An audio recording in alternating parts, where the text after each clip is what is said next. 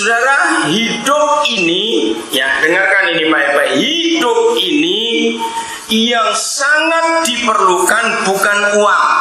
Katakan amin semuanya. Lalu apa? Hidup ini yang sangat diperlukan adalah pendorongnya. Di dalam bahasa Inggris ada istilah driving spirit. Lalu banyak anak-anak muda juga ngomong, apa sih yang nge-drive hidupmu? Nah itu kata yang tepat. Driving spirit artinya semangat yang menyetir. Kata drive itu nyetir dari bahasa Belanda, ya.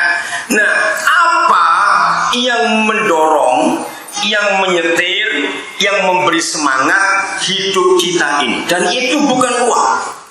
Justru kalau uang yang kita jadikan modal untuk mendrive istilahnya, untuk mendorong, untuk memberi semangat kita hidup, maka kita semua akan jadi penjahat dan jadi perampok. Dengarkan itu baik-baik. Ada banyak hal yang bisa mendorong kehidupan kita ini. Nah, saya nyimpang sedikit. Binatang, saudara, juga punya driving spirit, punya semangat untuk dia hidup. Tapi yang mendorong atau memotivasi, yang memberi dorongan kuat dari dalam diri binatang itu cuma satu. Mereka tidak pernah punya pilihan untuk memberi semangat hidupnya kecuali satu: makan, kawin, beranak, mati. Dan cuma itu saja. Binatang nggak pernah punya dorongan pengen punya rumah, nggak ada. Mereka nggak pernah mikir punya tabungan, nggak ada juga. Nah, bedanya dengan kita di bagian ini, ada banyak hal yang kita bisa pilih untuk menjadi driving spirit kita, untuk menjadi dorongan, membuat kita semangat. Dari anak-anak kecil sampai orang tua, semuanya punya. Saudara, maka itu kalau kita melihat ada anak-anak kecil belum 5 tahun, keberaniannya, semangatnya, kalau minta apa-apa ngotot, dan senjata mereka cuma menangis. Nah, ada sesuatu yang mendorong mereka untuk bersikap seperti itu. Maka itu penting sekali dalam hidup kita semua sebagai manusia yang juga adalah anak-anak dari Bapa di surga, pencipta alam semesta ini, untuk menemukan suatu dorongan yang kuat. Kemarin sehabis pemberkatan pernikahan 2 guru kita, Saul dan Ayu, nggak sampai sekian jam, tiba-tiba saya dapat telepon dari Ena Rotali. Saya nggak kenal. Lalu dia juga cerita, saya cuma pernah ketemu saya berapa kali. Lalu dia telepon gara-gara ibunya kemarin hadir di pemberkatan nikah itu. Lalu ibunya mendengar firman Tuhan dan ibunya minta supaya dia telepon saya, karena rumah tangga orang ini sedang kacau. 3 tahun menikah, dia bercerita, ini istri yang cerita, kebahagiaan itu mungkin cuma 1% saja. Yang ada cuma air mata dan penderitaan. Suaminya maksa untuk minta cerai dia. Saya tanya alasannya apa? Karena anak pertama lahir meninggal. Tahun pertama pernikahan mereka, sampai hari ini belum hamil lagi. Nah, saya bilang, kamu sulit hamil karena kamu tertekan. Iya, tapi suami gak mau mengerti, ribut. Nah, lalu saya telepon dia, ngomong. Nah, saya tanya, ini pertanyaan penting, lalu apa yang mendorong kamu? Apalagi ini beda iman, yang mendorong kamu untuk menikah dengan dia. Dia sebut satu alasan. Nah, itu yang salah. Tapi Tuhan akan mengampuni. Maka itu anak-anak muda, kalian juga harus tahu, apa kira-kira yang mendorong saudara sebagai anak-anak muda membuat satu keputusan atau mengambil satu keputusan untuk melakukan itu. Nah, itu yang perlu kita tanya terus dalam hidup kita. Nanti kita akan lihat di Alkitab bagaimana saudara-saudara di yang dipakai oleh Tuhan dengan cara yang luar biasa, karena kita menemukan dorongan yang kuat memotivasi dia. Contoh, kalau saya tanya, kita semua yang bukan asal Papua pasti punya alasan. Ada satu yang mendorong kita, kenapa kita ke Papua? Dari Papua begitu luas, kenapa kita pilih Nabire? Betul kan? Ada bukan salah satu itu. Nah, itu yang perlu kita temukan dalam hidup ini. Untuk apa aku hidup? Kenapa aku bekerja? Kenapa aku menikah? Anak-anak masih sekolah, kenapa aku sekolah? Dan ada begitu banyak sekolah, baik sekolah dasar, SMP ataupun SMA di kota Nabire begitu banyak. Lalu kenapa kalian memilih SD ini atau SMP itu atau SMA itu? Lalu kenapa saudara sebagai orang tua memasukkan anak-anak saudara? Ada banyak. Apa yang mendorong saudara untuk memilih? Nah, pasti semuanya ada. Nah, itu yang perlu kita temukan dalam hidup ini. Mari kita lihat ayat yang pertama. Saya kagum dengan firman ini ketika Rasul Paulus menemukan driving spiritnya, roh semangat yang mendorong dia untuk berbuat sesuatu. Filipi pasal yang pertama ayat yang ke-20. Kita akan temukan tidak harus semuanya melakukan seperti yang Paulus lakukan, tetapi yang penting ada motivasi, ada dorongan dalam hati kita. Entah bentuknya apa, masing-masing kita akan coba menemukan hari ini. Sudah, Filipi 1 ayat 20, sebab yang sangat kurindukan, sudah jelas ini dorongannya. Dan saya tambahkan kata yang sama, yang sangat kuharapkan. Saudara, temukan dalam diri kita masing-masing apa yang sangat kita rindukan dan yang sangat kita harapkan selama kita hidup. Lagi sekali saya berkata, jangan berkata uang yang mendorong kita untuk hidup, maka kita akan jadi jahat, saudara. Renungkan itu baik-baik. Kalau uang jadi ukuran segala-galanya buat kita, kita jadi kejam, saudara. Karena kalau uang yang mengontrol kita, yang menjadi driving spirit kita, yang mendorong kita hidup, kita akan jahat kepada semua orang di sekitar kita yang mengganggu pemasukan kita. Kira-kira ya atau tidak? Begitu uang jadi tujuan utama kita yang mendorong kita. Tanya, kenapa kamu jadi pejabat? Nah, itu urusannya Indonesia. Karena uang. Kenapa kamu kerja di sini? Aku butuh uang. Maka itu negara kita hancur. Karena hampir semua pejabatnya, uang adalah yang mendorong mereka untuk jadi pejabat. Bahkan sebelum jadi pejabat sudah ada uang dulu yang harus dibayarkan. Ngeri sekali. Saudara, apa yang sangat kurindukan dan yang sangat kuharapkan dalam hidup ini? Kalau Paulus berkata, ialah bahwa aku dalam segala hal tidak akan beroleh malu, melainkan seperti sedia kala. Ini yang sangat dia rindukan, yang sangat diharapkan. Dia nggak merasa malu. Apa? Kristus dengan nyata dimuliakan di dalam tubuhku, baik oleh hidupku maupun oleh mati. Kita nggak bahas apa yang Paulus nyatakan, tapi kita mau ambil dua kalimat penting yang sangat kurindukan dan yang sangat kuharapkan.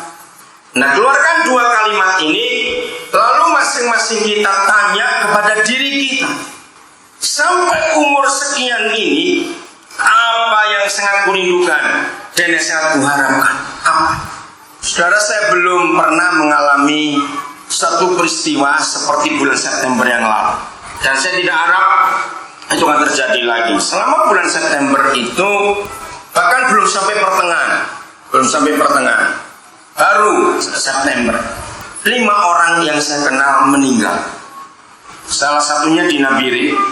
Lalu sekarang keluarganya sedang kami tolong Nah, dari 5 yang meninggal itu 3 saya menghadiri pemakamannya.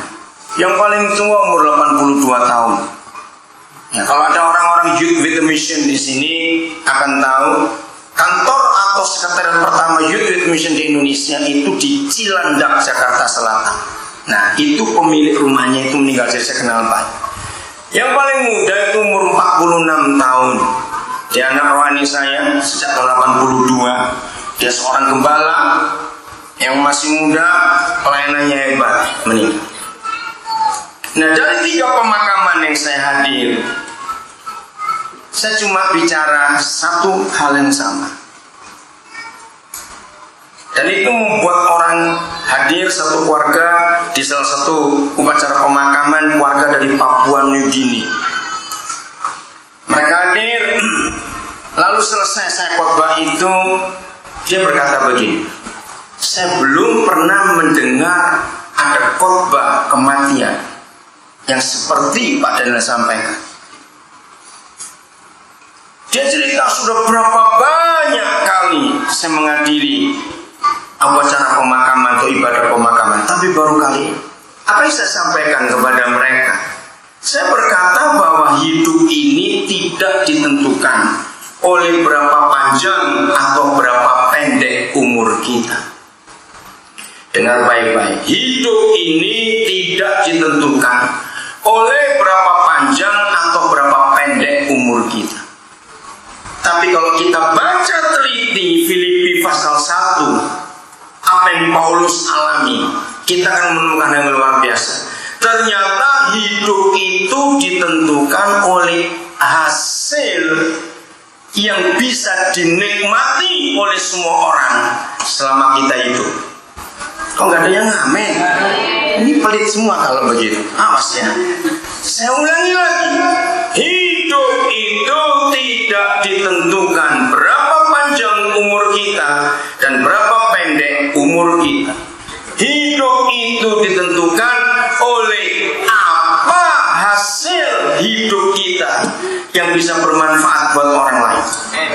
Nah, dari 3 pemakaman itu saya berkata begini, kita semua tidak tahu kapan hari itu tiba buat kita. Saya berkata kepada mereka, bukan saya sombong, saya yakin betul. Begini konsepnya, dengar baik-baik. Kira-kira kalau hari itu tiba buat kita, apa yang akan ditulis orang di batu nisan kita? Ini yang penting. Saya berkata kepada mereka di 3 pemakaman itu, saya yakin betul-betul kalau saya meninggal, ada tulisan anak-anak Papua di batu nisan sana. Bukan saya mau berkata sombong. Maka itu, tanyakan umur berapa kita sekarang. Nanti kalau saudara meninggal, orang akan tulis apa? Saya percaya nggak ada yang bakal ditulis di sini dibaringkan maling terkenal itu. Aduh, jangan sampai. Betul? Siapa mau ditulis seperti itu di batu nisan? Maka itu saudara tanyakan dalam hidup ini, apa yang mendorong kita? Bagi yang punya BlackBerry, saya belum lama ganti status saya. Tanggapannya banyak. Di BlackBerry saya tulis begini, bersahabatlah dengan kesulitan, karena itu yang akan membentuk karakter Anda. Nggak ada yang ngamen. Maunya enak terus semua ini apa orang-orang ini? Bersahabatlah dengan kesulitan, karena itu yang membentuk karakter kita. Karakter yang jelek maupun yang bagus akan terbentuk oleh kesulitan yang kita hadapi. Kalau orang itu berkarakter jelek, maka dapat kesulitan, dia makin jelek karakternya. Kenapa? Karena dia akan makin marah-marah pada semua orang yang menyebabkan kesulitan itu. Nah, apa yang mendorong kita hidup? Ini yang penting, saudara. Maaf, jangan tersinggung. Untuk apa umurnya panjang sampai 90 sekian, tapi ngerepotin terus ini orang? Nah, betul tidak? Lebih baik cepat mati sudah. Maaf ya, jangan marah saya ngomong itu. Kalau kita sudah tua-tua ini sadar apa yang kita hasilkan sampai umur sekian ini, dampaknya kepada orang lain bagaimana? Selalu begitu. Belum lama saya dapat berita dari Melbourne. Dia seorang pengusaha. Dia pernah sukses 3 kali, tapi gagalnya 5 kali. Sampai di blacklist namanya di bank, nggak bisa pinjam duit lagi. Nah, belum lama ini dia kontak saya. Dia bilang, tolong doakan saya. Kenapa saya ini usaha gagal terus? Saya cuma jawab satu hal. Saya pakai prinsip sungai dalam hidup.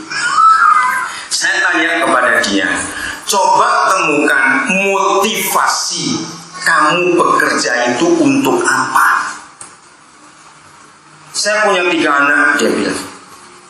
Oleh pertolongan Tuhan, saya sudah tinggalkan masing-masing anak itu satu rumah yang cukup besar. Anaknya padahal belum menikah, tapi sudah 20-an. Terus saya cuma guyon pada dia. Nah, ini masalahnya. Kamu tahu nggak mantu-mantumu nanti? Maksudnya, dia bilang, jangan sampai anakmu sekarang punya warisan, lalu mereka dikejar pacar yang ngejar warisan dia. Dia tertawa. Maka itu salah juga menggali warisan untuk anak itu. Calonnya ini loh, siapa nanti ini? Lalu gimana saya motivasi hidup? Ya saya bilang, jangan jual rumah itu, sudah kamu beli kok. Nah, sudah toh, kamu sudah mencapai targetmu sebagai orang tua. Jadi sekarang mau kerja apa lagi? Anakmu semua 3 sudah punya rumah. Terus dia tertawa. Iya ya, kenapa saya bingung-bingung? Nah itu sebabnya. Kamu mau cari apa lagi? Nah, dengarkan para pengusaha, ini motivasi Alkitab. Kejadian pasal 2 menuliskan ayat 9 dan 10, ada sungai. Ya, ada sungai yang keluar dari Taman Eden. Dan terus sepanjang Alkitab sampai Wahyu 22, kata sungai tetap disebut juga. Wahyu 22 ayat 2. Nah, dari situ saya ambil kesimpulan, ternyata hidup kita semua itu seperti sungai.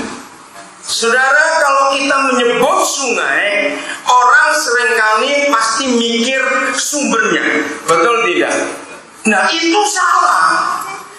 Kalau ada sungai, nggak usah dipikir sumbernya, pasti ada sumbernya. Kalau nggak ada sumbernya, nggak ada sungainya, goblok. Jangan tersinggung saya ngomong ini. Jadi seharusnya kalau kita bicara sungai, itu jangan bicara sumbernya, itu pasti ada, ya atau tidak? Nah, kalau bicara sungai, kalau sumbernya got namanya, selokan. Nah, jadi kalau kita bicara sungai, kita pikirkan itu adalah muaranya. Mau dibuang kemana? Nah, yang pelit-pelit pasti harus sadar, iya, nah itu dia. Orang pelit itu paling gak enak, saudara, susah masuk surga. Yesus berkata begitu, dulu benar. Saudara masih ingat? Yesus berkata, bukan pencuri, bukan pezina, bukan pembunuh yang susah masuk surga. Yesus bilang siapa? Nah itu dia, semua itu jangan kaya-kaya susah masuk surga itu. Saya juga heran, kenapa Yesus berkata orang kaya susah masuk surga? Maka kita pengen kaya susah masuk surganya, ingat. Tapi apakah dia nggak boleh kita kaya? Boleh, asal. Nah itu dia, muaranya kemana? Suatu kali saya dapat tulisan bagus tentang orang pelit. Aduh, kalau saya ingat itu saya tertawa. Suatu kali ada orang kaya tapi pelitnya luar biasa. Dia lagi main-main dengan cucunya. Nggak tahu main bagaimana, cucunya masukkan butiran kacang hijau ke kuping opanya. Dikorek-korek dia bisa keluar. Dia ke dokter THT, ya, spesialis telinga, hidung dan tenggorokan.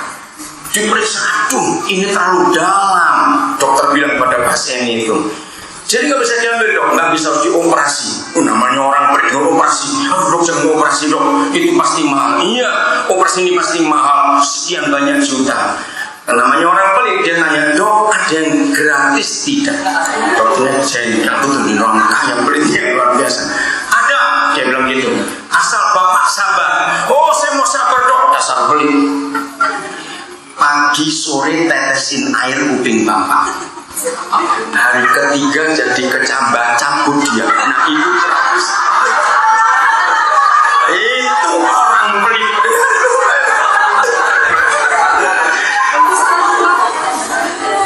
Maka itu jangan pelit-pelit hidup itu.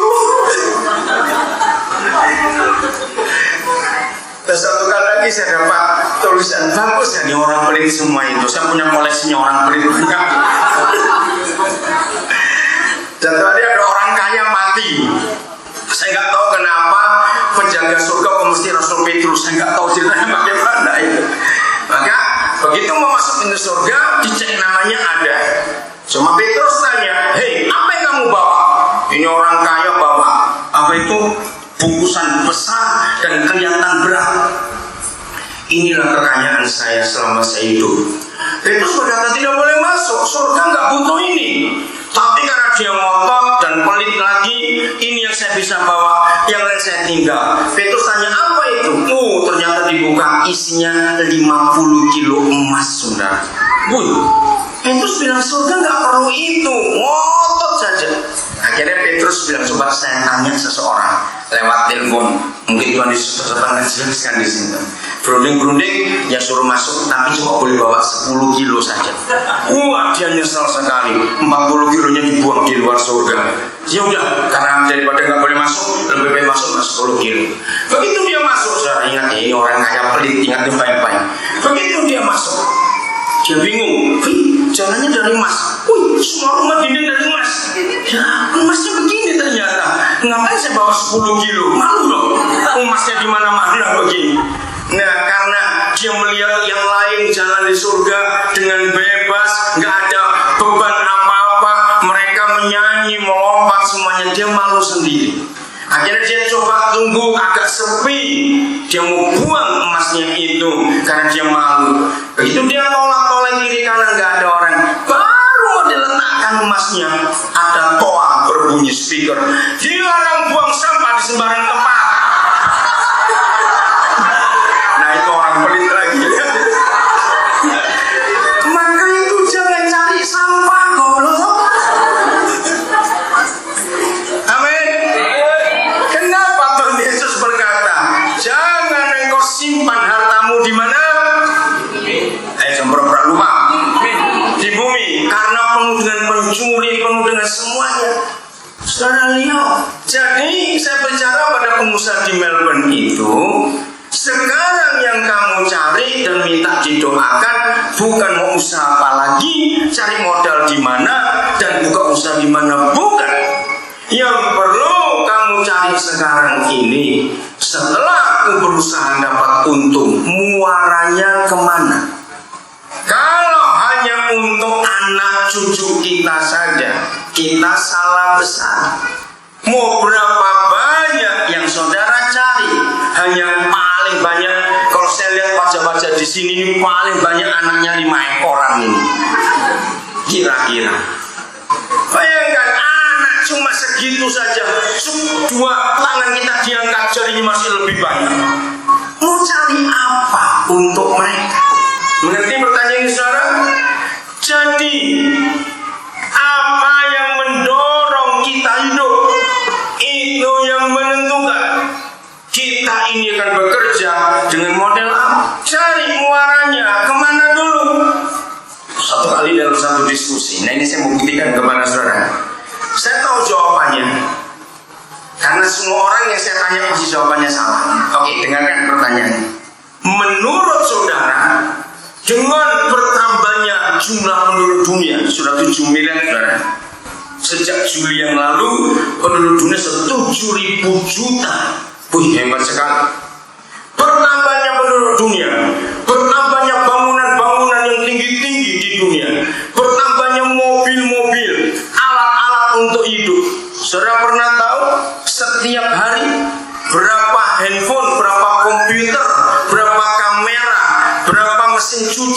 berapa rice cooker yang dibuang di dunia ini tiap hari yang sudah rusak. Itu jutaan. Itu sampah semuanya. Dengan bertambahnya semuanya itu, jawab pertanyaan saya, kira-kira dunia ini bertambah berat atau tidak? Pasti jawabannya bertambah berat. Itu salah. Kenapa salah? Nah ini karena kita nggak pernah mikir. Pernah ada beberapa orang hebat yang saya tanya, ada yang master juga, jawabannya sama. Berarti kamu nggak pernah mikir, saya bilang. Ternyata dunia, beban planet bumi tidak bertambah berat, sama sejak awal diciptakan oleh Bapa di surga. Nanti saya jawab. Artinya jangan pernah takut kalau punya anak banyak, pasti bisa memberi makan. Belajar dari ayam dilepas kebun hidup. Katakan amin cepat. Ya sudah gitu saja. Nggak punya ATM itu ayam, tapi hidup. Amin. Nah, jadi berapapun jumlah penduduk dunia ini, Bapa di surga sudah menyediakan makanan yang cukup. Maka itu ini pengertian. Baik manusia, tubuhnya dibuat dari apa? Ayo coba dibuat dari tanah. Berarti tanahnya dibuat bagus, sudah ada dari dulu di situ. Sudah ada. Mobil-mobil yang dari besi, dari logam, itu dari mana ngambilnya? Ya sudah. Bangunan-bangunan tinggi, semennya, batu batanya, batu kalinya, semuanya dari mana? Sudah ada dari dulu atau tidak? Sudah. Ya sudah, jangan ngomong tambah berat. Loh, kok baru mikir? Ya atau tidak, cepat jawab ini. Jadi nggak nambah berat. Sudah ada dari dulu. Papa kita sudah menyediakan semuanya lengkap. Kita yang mengelolanya. Itulah yang saya buat. Hidup saya beriman kepada Bapa di surga sampai hari ini. Jadi saya nggak pernah takut dengan kesulitan. Saya nggak pernah takut dengan masalah. Tapi bukan berarti suka jadi masalah. Beda lagi itu artinya. Saudara, temukan dalam hidup ini. Pagi-pagi kita bangun. Tanya, untuk apa aku bangun pagi-pagi? Dorongannya itu apa?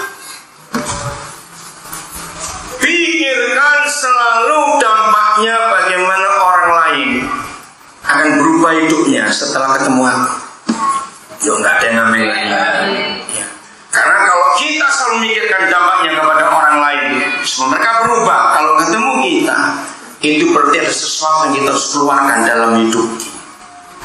Mari kita lihat beberapa contoh di Perjanjian Lama dan Perjanjian Baru. Kita lihat Nehemia. Saudara buka kitab Nehemia. Kita akan menemukan apa sih motivasi Nehemia. Dia itu sudah enak-enak jadi pegawai negeri di kerajaan Artasasta. Sudah enak. Walaupun kerjaannya ringan sekali. Itu juru minuman. Jadi artinya kalau raja nggak haus, dia nggak kerja. Nah ayo, haus-hausnya orang masa sejam minumnya tiap kali, nggak mungkin. Berapa gajinya? Cuma nguangin minuman raja juga. Ayat pertama, pasal pertama kita Nehemia. Riwayat Nehemia bin Hakalia pada bulan Kislev tahun ke-20, ketika aku ada di Puri Susa, datanglah Hanani, salah seorang dari saudara-saudaraku, dengan beberapa orang dari Yehuda. Aku menanyakan mereka tentang orang-orang Yahudi. Lihat nih, aku menanyakan tentang mereka, orang-orang Yahudi yang terluput, yang terhindar dari penawanan, dan tentang Yerusalem. Nehemia tidak tanya tentang sanak saudaranya, saudara kandung, ayah, ibu, enggak, tentang bangsanya. Kata mereka kepadaku, orang-orang yang masih tinggal di daerah sana, yang terhindar dari penawanan, ada dalam kesukaran besar dan dalam keadaan tercela. Tembok Yerusalem telah terbongkar dan pintu-pintu gerbangnya telah terbakar. Ketika ku dengar, perhatikan ini, ketika ku dengar berita ini, lagi sekali, ketika ku dengar berita ini. Saya stop dulu sampai di kata. Saudara lihat, semua pesawat, semua kapal yang masuk ke Nabiri selalu penuh. Sekarang ini orang mau masuk Nabire lewat darat, lewat darat dari susah, lewat udara, lewat laut, harus pesan jauh-jauh hari sebelum. Kenapa? Karena ada emas di kota ini. Orang datang mencari sesuatu. Ketika ku dengar berita ini, berita apa saja yang kita dengar, apa motivasi hidup kita mendengar berita ini? Ini yang menentukan ke arah mana kita melangkah. Ada banyak berita kita bisa dengar, berita-berita yang mengecewakan, berita-berita yang membuat orang marah, buat kita sakit hati, buat kita tersinggung, lewat SMS juga. Jadi sekarang di kitab Yakobus pasal 3, kalau soal lidah tambahkan jempol sekarang ini aja juga, karena SMS. Betul tidak? Nah itu sebabnya berita apa saja yang kita dengar, yang menentukan kita bertindak apa, berbuat apa, melakukan apa adalah dorongan hidup. Kalau Nehemia egois, mementingkan diri sendiri, mendengar berita tentang Yerusalem dan tembok negeri yang hancur, sikap Nehemia cuek, acuh, ya urusannya. Kalau Nehemia seorang kontraktor misalnya, mendengar berita tembok kota hancur, apa yang mikir? Wah, proyek ini, proyek. Betul. Saudara, ada banyak hal yang mendorong kita untuk melakukan sesuatu. Itu tergantung bagaimana motivasi hidup kita ini. Untuk siapa? Minggu yang lalu temannya Pak Hasan juga, kita kedatangan tamu orang Surabaya, tapi sudah lama tinggal di Washington DC, ibu kotanya Amerika. Nah waktu saya kenal dia, ngaji sudah agak lama. Lalu waktu dia ke sekolah, dia ke asrama, lihat anak-anak, dia memberi motivasi pada anak-anak. Bagus sekali motivasinya untuk anak-anak itu. Dia cerita bagaimana masa lalunya dari keluarga yang tidak bahagia, tapi ketika dia ketemu jalan Tuhan, dia ikuti itu. Saudara, anak-anak kita harus kita beri motivasi sejak mereka masih anak-anak. Katakan amin. Dan jangan orang tua memberi motivasi anak uang. Jangan. Ajari anak-anak kita sejak kecil punya rasa peduli. Tahu rasa peduli ya? Saudara, salah satu sebab kita disebut manusia, ini bedanya dengan binatang. Salah satu sebab kita disebut manusia karena kita punya rasa peduli, punya rasa mikir tentang orang lain. Nah, temukan dalam diri masing-masing kita. Apabila saudara suatu hari bangun pagi dan rasa peduli saudara terhadap orang lain hilang dan tidak ada hal itu, berarti saudara sedang tidak jadi manusia. Jangan tanya saya jadi apa, nggak tahu. Pokoknya kalau setiap kita kehilangan rasa peduli terhadap orang lain, kita bukan manusia. Itu filosofi sosiologi. Makhluk sosial, sosio, artinya hidup ini punya dampak dan punya sesuatu untuk orang lain. Hampir semua pejabat negara kita, termasuk anggota dewannya, sudah kehilangan rasa peduli itu. Maka itu negara ini hancur. Begitu para pemimpin gak punya rasa peduli, hanya sibuk untuk dirinya sendiri saja, memperkaya diri sendiri, hancurlah. Ngeri sekali. Jadi para pengusaha yang diberkati Tuhan, jangan mikir mau usaha apa, modal berapa, di mana. Pikirkan dulu muaranya kemana. Sebab sumbernya itu pasti ada. Sumbernya adalah Yahweh Jireh. Amin. Yehova Jireh itu yang mengadakan semuanya. Alurnya sudah dibuat oleh alam. Muaranya yang kita harus siapkan itu baik.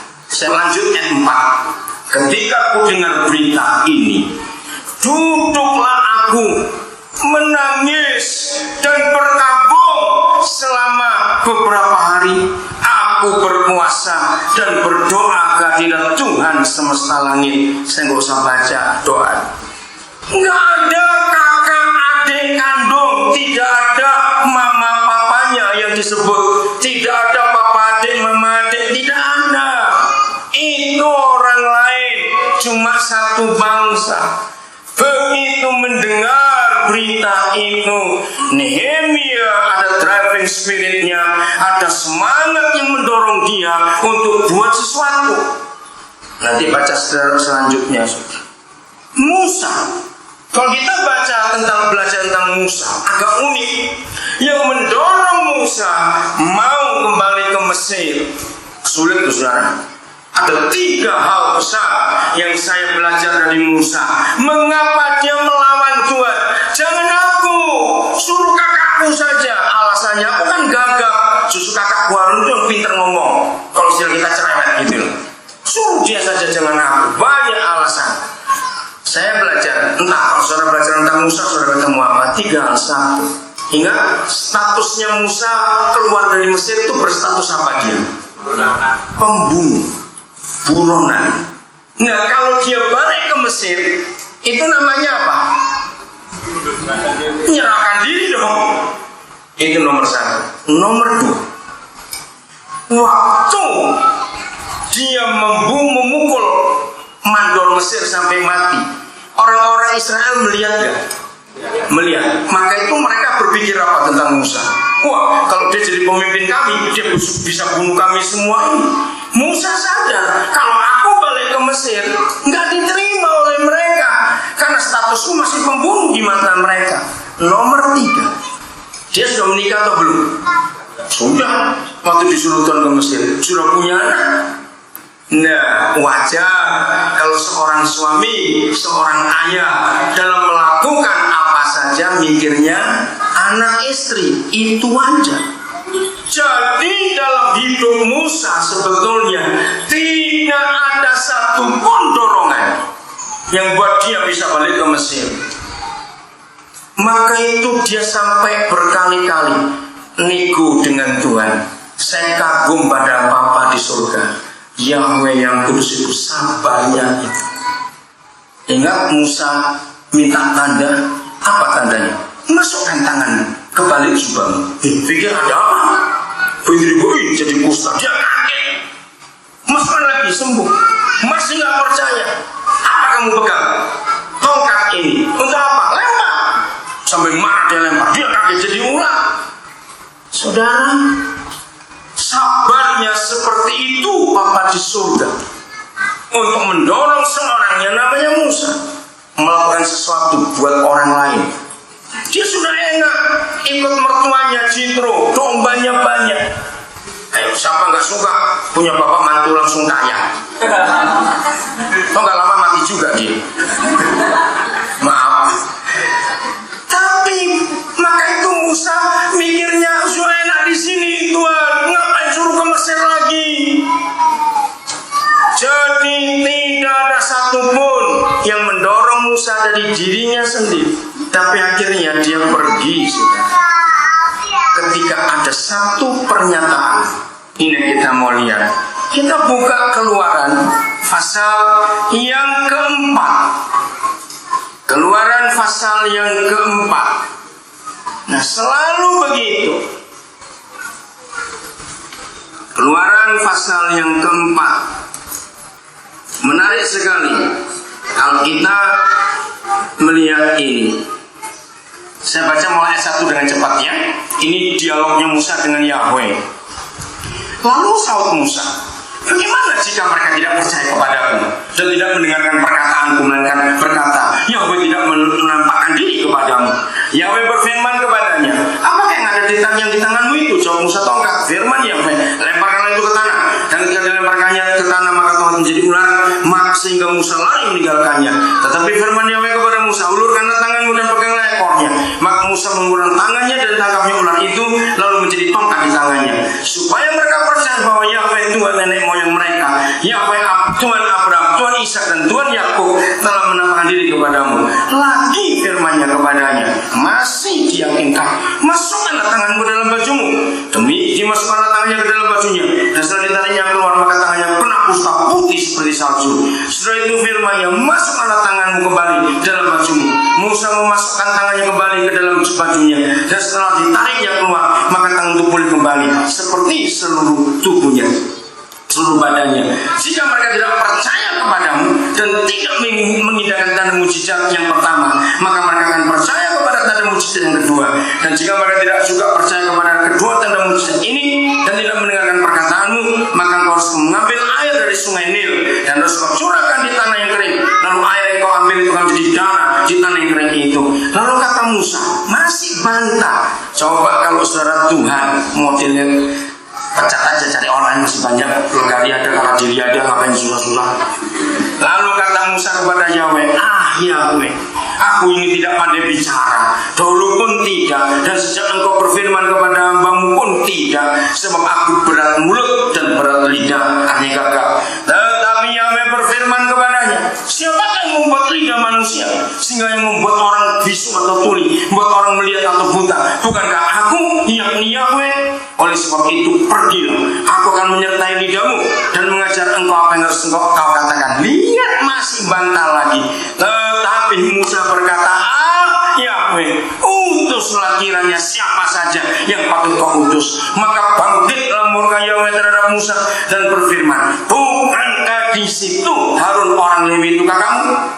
Aku tahu bahwa ia pandai bicara. Lagi pula ia telah berangkat menjumpai engkau, dan apabila ia melihat engkau, ia akan bersuka dalam hatinya. Seterusnya saya bisa baca ayat 18. Roh Kudus jamah kami supaya kami punya motivasi dorongan hidup yang benar. Lalu Musa kembali kepada mertuanya Yitro serta berkata kepadanya, izinkanlah kiranya aku kembali kepada siapa?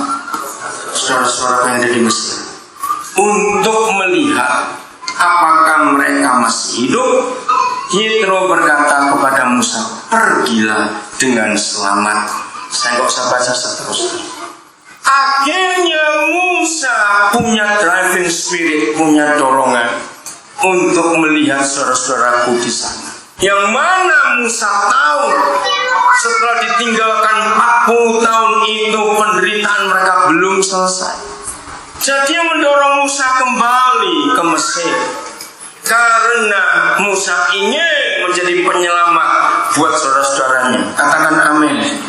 Maaf lagi sekali, kita semua yang bukan orang Nabire, yang bukan orang Papua, terus tanya buat diri sendiri, apa yang mendorong aku ke Nabire?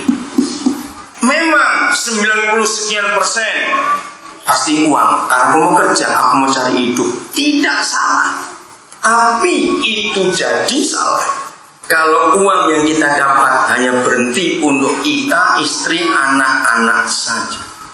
Katakan amin. Salah. Kita harus melangkah lebih lagi. Yang Tuhan mau kerjakan.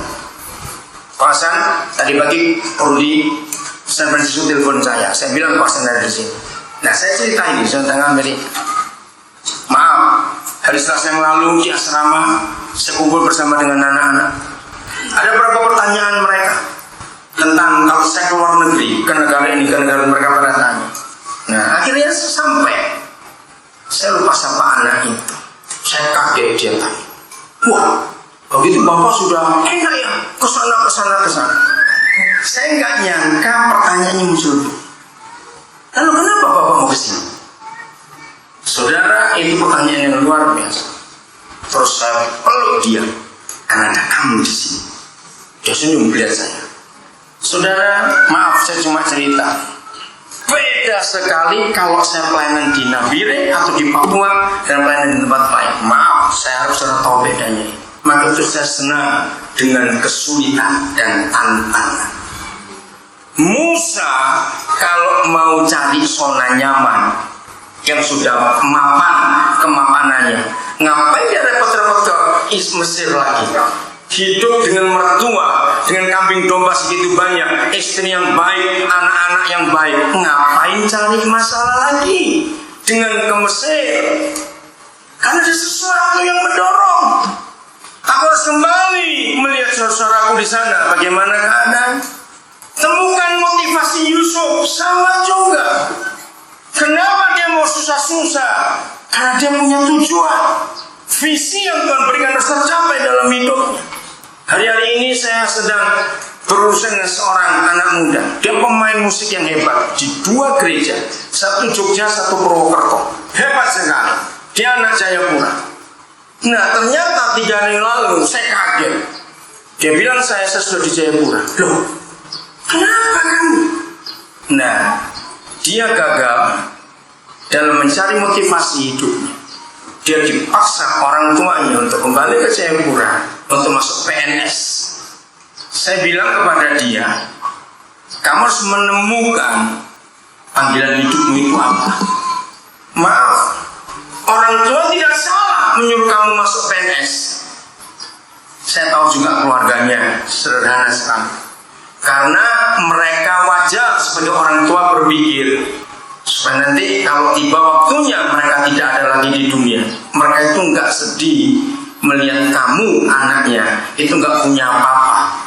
Tapi kalau mereka tahu kamu sudah jadi PNS, wajar kalau mereka berkata, bapak ibu aman sekarang, kamu sudah punya pensiun nanti itu. Tapi kalau itu panggilan hidupmu, saya berkata betapa murah. Karena yang memanggil kamu itu pencipta alam semesta, yang jauh lebih bisa menjamin kamu. Dan kalau kamu cuma jadi PNS, kalau cuma ketemu kertas, ketemu meja, dia tertawa saya ngomong begini. Tapi di dalam panggilan musikmu itu, kamu ngelesi murid berapa banyak? Ya tapi saya bisa ngelesi juga di sini. Ya tapi jam berapa kamu memberi les? Kalau kamu tunggu pulang kerja, sore anak-anak mereka sudah jam belajar lagi. Berapa banyak murid yang bukan Kristen kamu selamatkan untuk kamu di Jogja, di Purwokerto. Nah saudara, apa yang mendorong kita melakukan sesuatu? Jangan karena uang. Amin. Uang itu perlu, tapi ada hal lain lagi yang lebih perlu. Maria, saya lanjutkan ke perjanjian baru pada waktu. Apa motivasi Maria mau hamil sebelum menikah?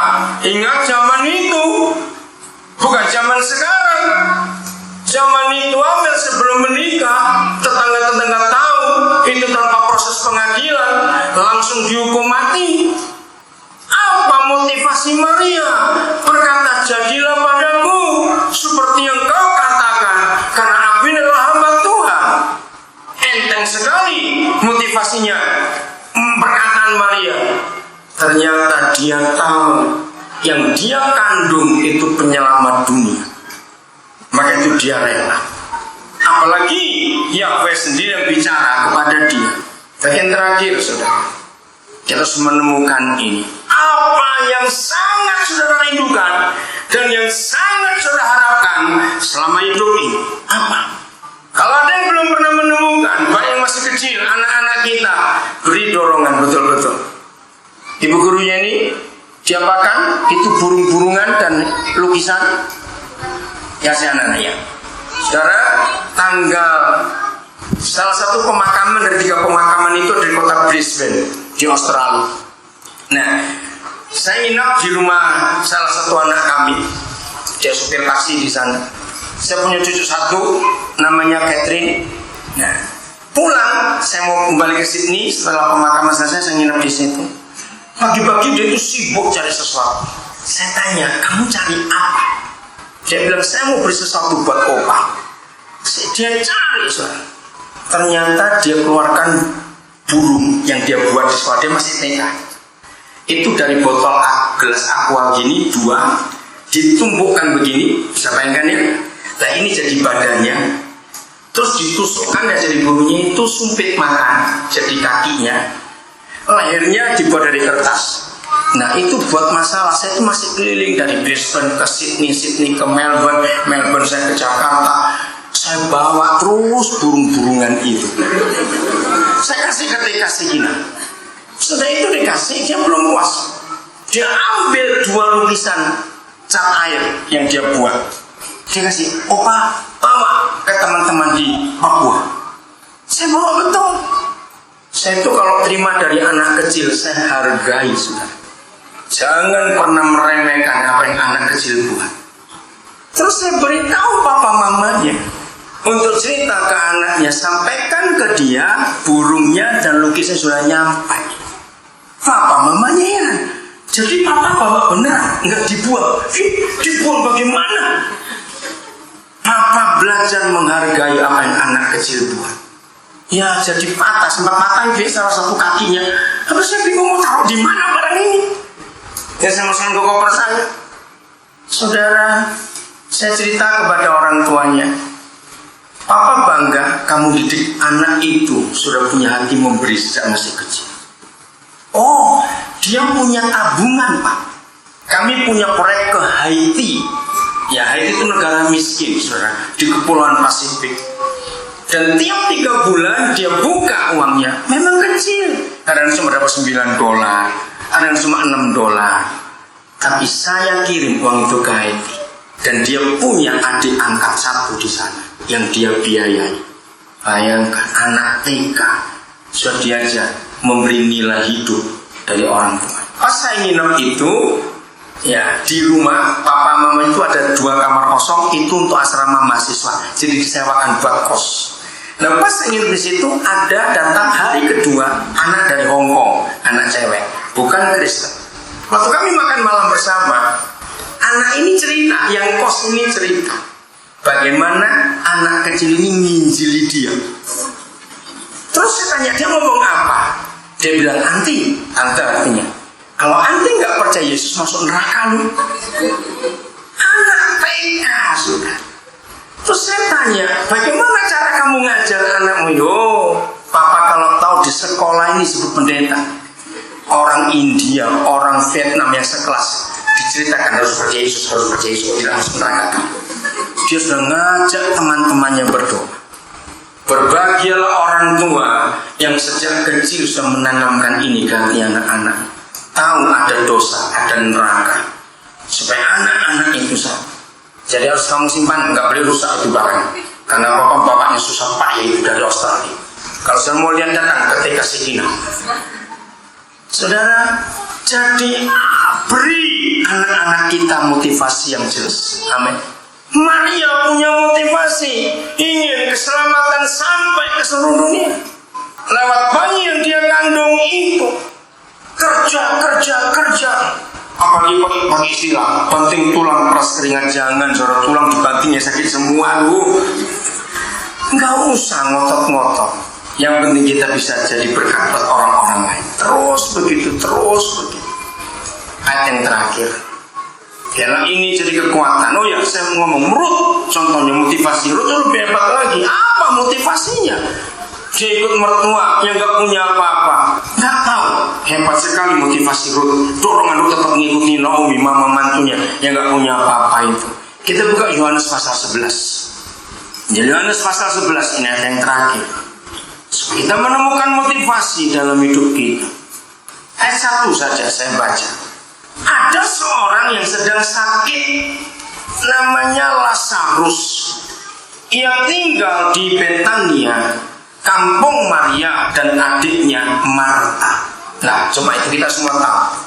Ada orang sedang sakit, saudaranya 2, jadi mereka bertiga.